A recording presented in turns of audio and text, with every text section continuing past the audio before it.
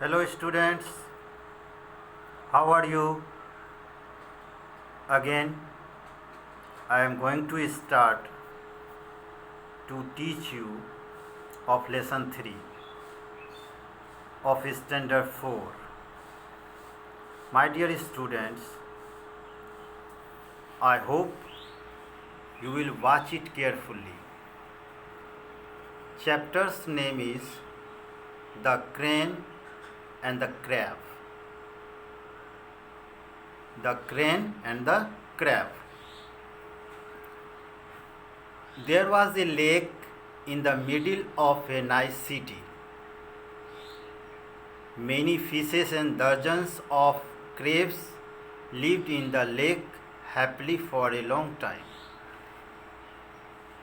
एक सुंदर शहर के मध्य में एक झील था। उस झील में अनेक मछलियाँ और दर्जनों केकड़े बड़ी खुशीपूर्वक लंबे समय से रहा करते थे। Many factories came up around the lake. बहुत सारे कारखाने उस झील के चारों तरफ थे। The factories polluted the water by dumping their waste material in the river.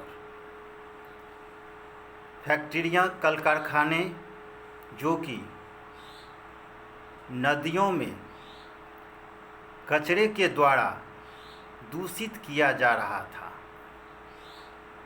The fish in the lake were finding it difficult to breathe. मछलियाँ सांस लेने में उसे काफ़ी दिक्कतें हो रही थी।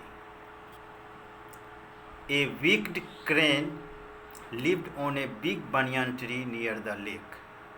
एक दुष्ट सारस बड़े बरगद के पेड़ पर रहता था, जो उस झील के नज़दीक था। यानी दुष्ट सारस जो कि झील के नज़दीक एक बड़े बरगद पेड़ पर रहता था। It went to the fish and said, "Dear fish, I know it has become difficult to live in this lake." मेरे प्रिय मछलियों,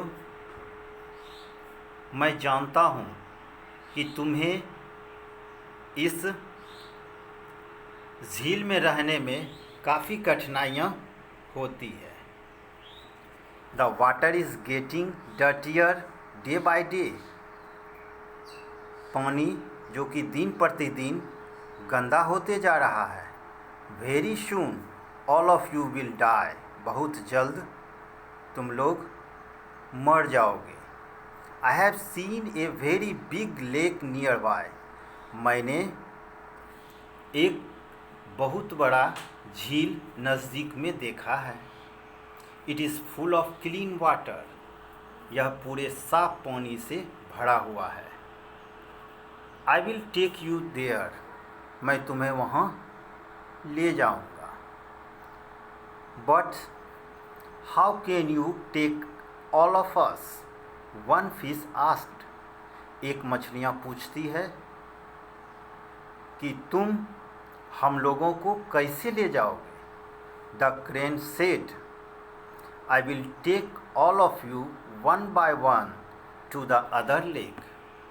मैं तुम लोगों को एक एक करके उस झील में ले जाऊंगा। That way all of you would be saved. इसी तरह तुम लोग सभी बच जाओगे। The fish felt happy. मछलियाँ काफ़ी खुश अनुभव किया। The crane took one fish in its beak. सारस ने एक मछलियों को चोंच में लिया। It showed a lake nearby. The came back with the fish. कि मैं इन्हें नज़दीक के झील को दिखाने के लिए ले जाता हूँ। It showed a lake nearby and came back with the fish. The fish told his friend, मछलियाँ अपने मित्र से कहती हैं, we must go to the new lake. हम लोगों को अवश्य नए झील में जाना चाहिए। It is really a nice lake. यह वास्तव में ही सुंदर झील है। And after that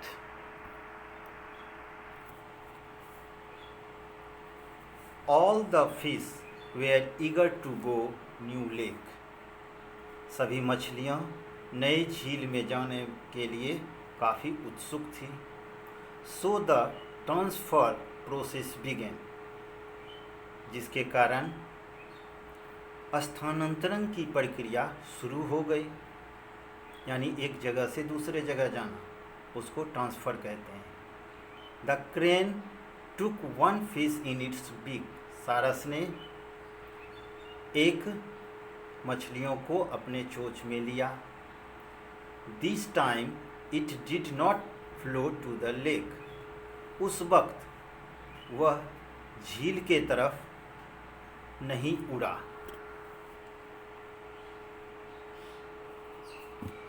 it new a once minute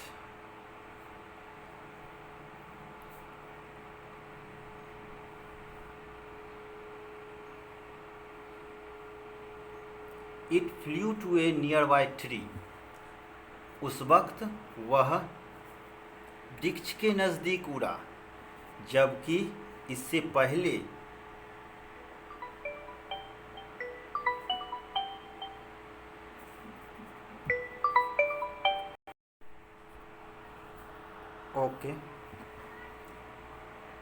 it flew to a near tree. इस बार वह नज़दीक के वृक्ष की तरफ उड़ा, जबकि पहली बार जब मछलियों को चोंच में लेकर गई थी तो वह झील को दिखाया था। लेकिन जब सभी मछलियाँ जाने के लिए तैयार हो गई, तब उसे झील के तरफ न ले जाकर वह वृक्ष के नज़दीक ले गई। It sat on A branch and at the fish up. वह शाखा पर, वृक्ष की शाखाओं पर बैठकर मछलियों को खा गई। Then he took another fish and ate that up too. उसके बाद दूसरी मछलियों को ले गई और उसे भी खा गई। The crane was happy. सारस काफ़ी खुश था। It ate some few fishes every day this way. उसने कुछ मछलियों को इसी तरह से प्रत्येक दिन करके खाई। Finally all the fish were eaten up by the crane. अंततः सभी मछलियों को सारस ने एक एक करके खा गई। The crane said to himself. सारस अपने आप से कहती है, now I will eat up the crabs. अब मैं केकड़े को खाऊंगा। The crane went to the crabs in the lake and said, I took all the fish to the near by lake which is very nice and full of clean water. मैंने सभी मछलियों को नज़दीक के झील में ले गया, जहाँ की बहुत सुंदर और साफ पानियों से भरा हुआ है। इफ़ यू विश, अगर आपकी इच्छा हो, I will take you all to that lake. मैं आप लोगों को भी उस झील में ले जाऊं। All the crabs agree to go with the crane. सभी केकड़े सारस के साथ जाने के लिए सहमत हो गए। The crane took a small crab in its beak. सारस ने एक छोटे केकड़े को अपने चोंच में पकड़ा। This crab was cleverer than the crane. वह केकड़ा सारस से ज़्यादा चालाक था। It requested, do you hold me in your beak. क्या तुम मुझे चोंच में पकड़ के ले जाओगे? I will sit on your neck, मैं तुम्हारे गर्दन पे बैठ कर जाऊँगा। द क्रेन एग्रीड, सारस सहमत हो गया, रजामंद हो गए। The crave sat on the बिक, केकड़ा गर्दन पर बैठ गया।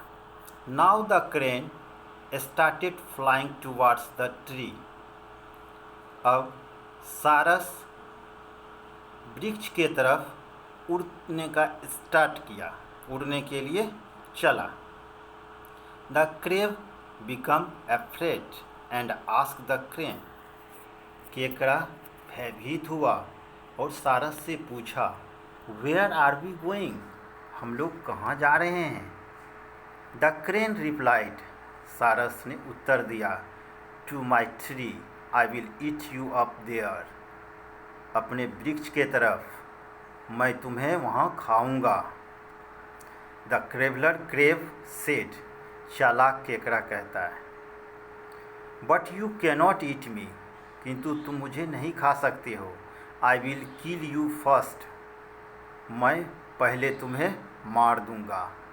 The crave pressed the cranes neck very hard with its cloves, केकड़े ने अपने पंजे से सारस के गर्दन को बहुत जोर से दबोचा।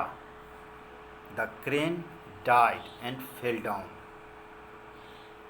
सारस मर गया और नीचे गिर गया।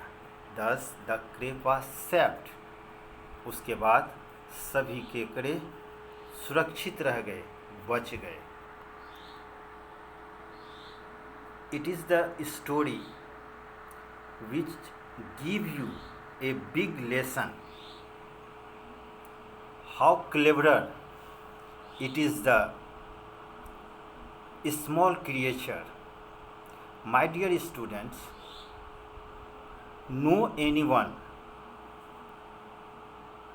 defeat to anyone, because all are made by God.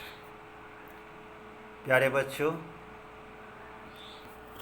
इस कहानी को आप ध्यानपूर्वक पढ़ें और सुनें, क्योंकि इसके पश्चात आपको इससे रिलेटेड आपको क्वेश्चन मिलेंगे, और किसी प्रकार की अगर इसमें समझने में कोई दिक्कत हो तो आप बेहिचक